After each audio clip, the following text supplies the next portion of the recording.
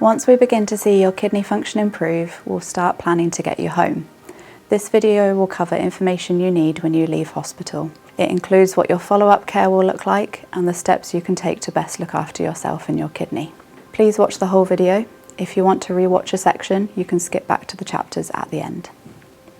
We'll cover clinic visits, driving, knowing your medications, preventing infection, concerning symptoms to be aware of, fluid intake, healthy diet, wound care, stent removal, skin care, psychological support, and writing to your donor family. Your follow-up care will be in the closest centre to where you live. This is your parent centre, and it's either Bradford, Hull, Leeds or York. If your parent unit is not Leeds and you have any problems before going home and your first appointment, please contact either the transplant nurses or J49 or J50. Generally, outpatient appointments are 3 times a week for the first 4 weeks.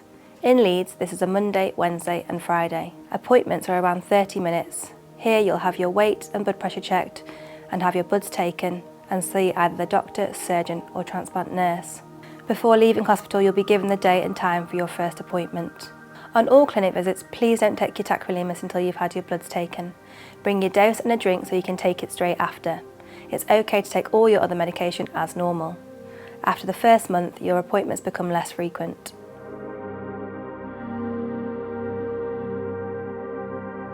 You're not allowed to drive for 4 to 6 weeks after abdominal surgery. This is dependent on your insurance policy, and during this time your insurance isn't valid. Your abdomen needs to be healed enough to do an emergency brake comfortably. Please arrange your own transport from family or friends to bring you to your appointments. If this isn't possible and you have no other option, hospital transport can be arranged. Please tell the ward team before you go home if this is needed.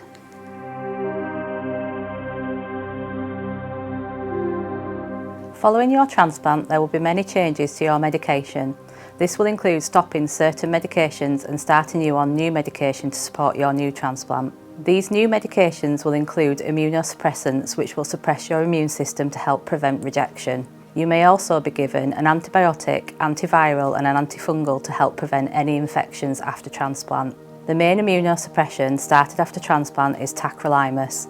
This medicine is brand specific and you will be given Adaport brand. Only your transplant team can change the brand or type of immunosuppression. Adaport should be taken 12 hours apart, preferably on an empty stomach. On days that you attend your clinic appointments, do not take your Adaport until after your appointment. You can then take your next dose at your normal time. This is so that we can measure your tacrolimus level to ensure that you are on the correct dose to prevent rejection. In some cases, you may need more than one immunosuppression to help prevent rejection, such as mycophenolate and prednisolone. On the day you are discharged, you will be given a supply of all the medication you will need, and further supplies can then be asked for at clinic appointments. We will also provide you with a list of your new medication regime, which will document each drug, dose and timings of when to take. Please speak to the doctor, transplant nurse or pharmacist at your clinic appointments if you have any questions regarding medication once you are discharged.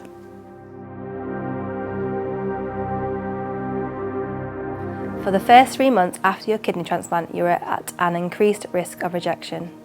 To minimise this, you're kept on a high level of immunosuppression.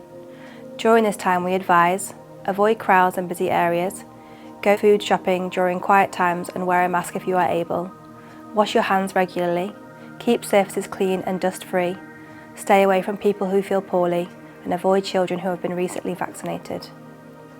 We encourage increasing your level of activity as you feel able. Walking is the best exercise and you can gradually increase the distance. Avoid heavy lifting and strenuous abdominal exercises for at least the first 3 months. Please seek advice from your transplant team if you feel unwell. Symptoms to be especially aware of are increased pain over your transplant site. This would need to be investigated with further bloods and a scan. Vomiting. If you've been constantly vomiting for several hours and you can't keep any tablets down, please contact us. You'll be at risk of dehydration and you may need a short hospital stay with IV fluids. This is the same with diarrhea if you experience that for 24 hours.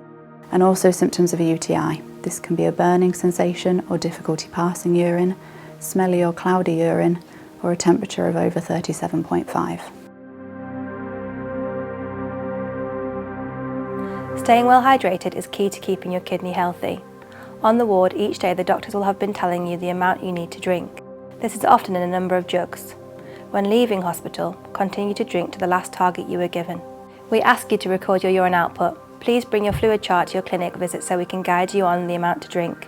We aim for drinking around 500 ml more than you pass. For example, if on Monday you passed 2.5 litres of urine, on Tuesday you'd need to drink 3 litres. If you had any dietary restrictions pre-transplant, these can often be lifted slowly and will be discussed in clinic. Now you're immunosuppressed, you're more at risk of food poisoning. We encourage following good food hygiene processes. Ensure worktops, utensils and hands are clean before preparing food. Use separate chopping boards for meat, fish and vegetables, fruit.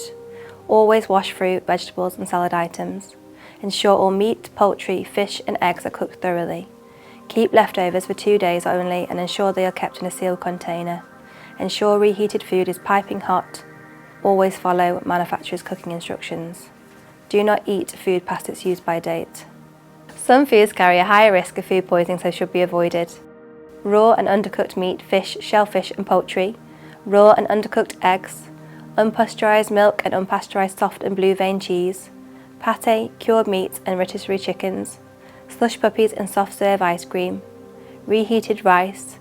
Bio and probiotic yogurts. They will have this printed on the front of the packaging. Your nurse will check your wound before you leave hospital. If it's been dry, the dressing can be taken off before you go home. If the dressing needs to stay on, you'll be given a small supply so that you can change it yourself at home. If you're unable to do this, it could be changed by one of the nurses in clinic. Skin healing takes around 6 weeks. Avoid applying soaps or creams directly to the area for this time. Also avoid fully submerging the wound in water, so avoid swimming. Shallow baths and showering are fine. Gently pat the wound and surrounding skin dry with a clean towel. Also used to protect the join between the kidney and your bladder is what we call a stent. This is a very thin plastic tube, similar to the inside of a biro, and it runs from the kidney into your bladder. The idea of that is it keeps the join open and allows the urine to drain freely. That's usually removed at 6 weeks after the transplant operation, where a very small camera is passed into the bladder and the stent is grasped and pulled out. Anyone taking immunosuppression medication are around 20% more at risk of developing skin cancer. On sunny days, and especially between April and October, we recommend wearing factor 30 to 50 sunscreen with a 5-star UVA and UVB rating. Please reapply as directed. And wearing long-sleeved clothing and a wide-brimmed hat. Please regularly check your skin for changes. If you notice any changes to moles, any new lesions or darker patches which can often bleed and not be healing, please contact your GP. They can review this and refer you on to dermatology services if needed. After transplant, you may have a range of mixed emotions, and it's okay to be feeling this way. Each day is different. Please talk to your friends, family and anyone in your transplant team. If needed, we can refer you for extra support. If your kidney has come from a deceased donor, you may wish to write to the donor's family. This is very personal and there is no rush or time frame to do this. We know that on the whole, families greatly value the personal correspondence they receive from recipients. When leaving hospital, we give you an information guide on how to approach this. Please contact the transplant coordinator nurses if you have any questions. We're more than happy to support you and can talk over the phone or meet in person to help you put your words to paper. This video's covered a lot of information. Feel free to re-watch it as you need to. The key things to remember are to take time to rest at home, drink your fluid target each day, take your medication as prescribed, fill out your fluid chart and bring it with you to each clinic, and don't take your tacrolimus in the morning of clinic visits until you've had your bloods taken. We're here to support you. Please talk about any concerns you have either in clinic or by contacting your transplant nurse team.